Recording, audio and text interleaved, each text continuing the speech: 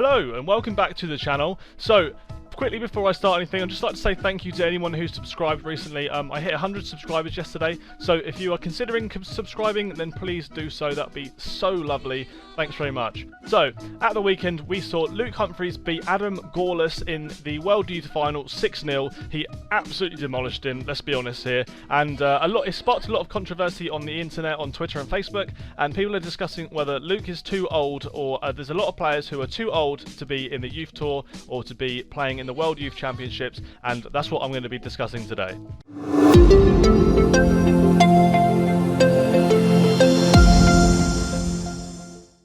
So, to start off with, the qualifying criteria to get onto the development tour is that you are between the ages of 16 and 23 at the beginning of the youth tour, at the beginning of the season. So you can turn 24 during the season and still continue playing. Obviously, that's what's happened with Luke.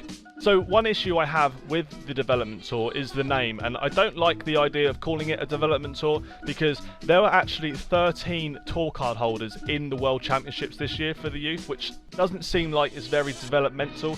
These are players who are already established, they've already got themselves a tour card, and they're already good enough, and they don't really need developing, if that makes sense. So when the PDC changed the name from Youth Tour to Development Tour, that didn't really make sense with me, and I don't really see the point of having tour card holders in a development tour. I think the PDC should go back to naming it the Youth Tour, and they should allow anyone who fits the age to enter their competition. There's also been lots of talk to say that youth players who have tour cards shouldn't be allowed to enter the event, but if the criteria is just the age, and if they lower the event requirements down to 21 and below, then you immediately remove 9 out of the 13 tour card holders, and I think that makes it a lot more fair as well. So my suggestion would be that the PDC go back to naming it the Youth Tour, so you can qualify for the World Youth, and then make the age restriction 16 to 21 instead of 16 to 23. Now for youngsters who want to play darts who are under 16, I think there's plenty of options for them.